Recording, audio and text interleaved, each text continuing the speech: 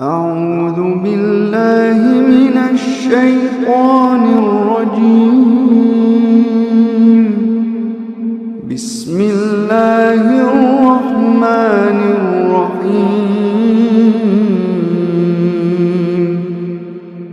कि कुरान क्या बताता है नफ्स के बारे में, साइकोलॉजी के बारे में, मन के बारे में।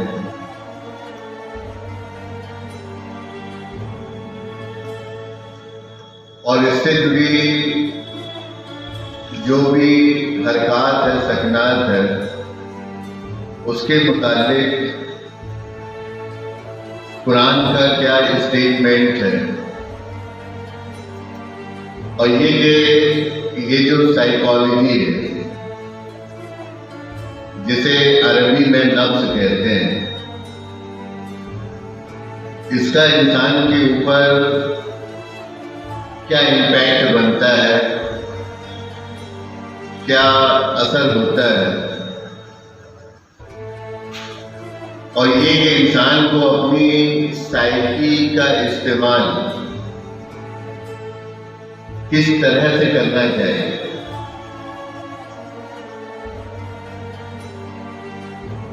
और अगर साइकी का इस्तेमाल करना चाहिए तो वो साइकी कौन सी और कैसी होनी चाहिए। आज अगर हम दुनिया में देखें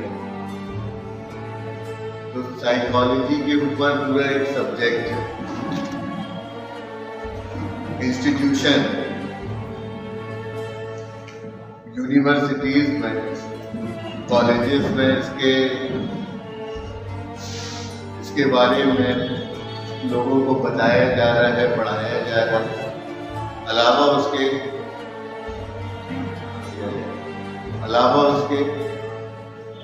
इससे साइकोलॉजी से जुड़े हुए बहुत से प्रोफेशन है जो कि आज दुनिया में चल रहे हैं। जैसा कि हम साइकोलॉजिस्ट के बारे में सुनते हैं, साइकियाट्रिस्ट सुनते हैं, हिप्नोसिस्ट और जो थेरेपिस्ट होते हैं, ये ज्यादातर जो प्रोफेशन जुड़े हुए हैं वो साइकोलॉजी से जुड़े हुए हैं। अलावा उसके न्यूरो से जुड़े जितने प्रोग्राम हैं, इंसान के माइंड और उसके बिहेवियर से, वो भी इसी सब्जेक्ट में आता है जिसको हम साइकोलॉजी कहते हैं।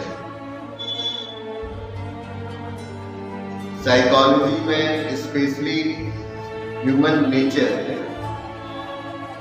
एंड ह्यूमन बिहेवियर के बारे में पढ़ा और पढ़ाया जाए। Human behaviour and human nature. Actually problem ये है कि अगर हम दुनियावी एतबार से देखें तो ये जो सब्जेक्ट है साइकोलॉजी का, नफ्सियात का, इसको ज्ञान विज्ञान से जुड़े लोगों ने सिर्फ और सिर्फ इंसानों तक महदूद रखा। और ये कि वो इस सब्जेक्ट में जो स्टडी कर रहे हैं, जो रिसर्च कर रहे हैं, तो उसमें वो ह्यूमन नेचर की ही कर रहे हैं और ह्यूमन बिहेवियर की भी कर रहे हैं। ह्यूमन नेचर क्या है, ह्यूमन बिहेवियर क्या है। अलावा इसके किसी और साइकी, जैसा कि कुरान कहता है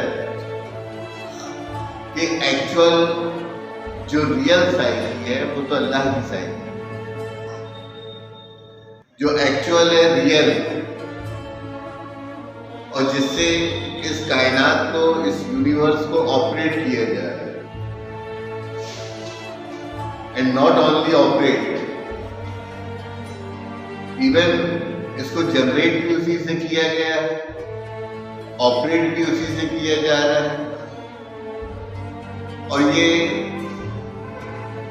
डिस्ट्रॉय होता है तो ये उसी से होता है। तो जो एक्ट ऑफ डिस्ट्रक्शन है,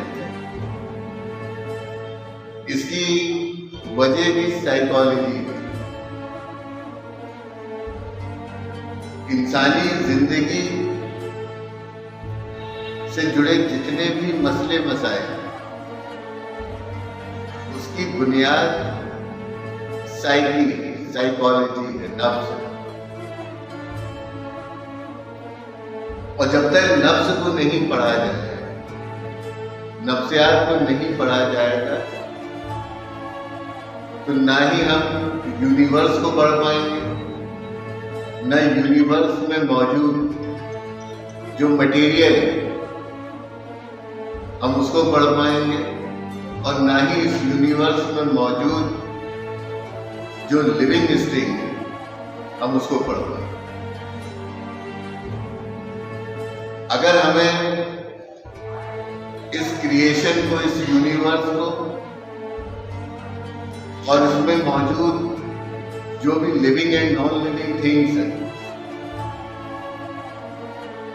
उनके बारे में अगर जानना है, समझना है और बरतना है, तो हमें साइकोलॉजी को समझना हो। और जैसा कि अक्सर लोग कहते हैं कि जिसने खुदा को जाना, जिसने खुद को जाना उसने खुदा को जाना। तो खुद को जानने के लिए भी आपको साइकोलॉजी को जानना, आपको साइकी को जानना। जब तक आप साइकोलॉजी को नहीं जाने, आप खुद को नहीं जान सकते। और जब आप खुद को नहीं जान सकते, देयर इज नो डाउट हम अपने क्रिएटर को भी नहीं जानते।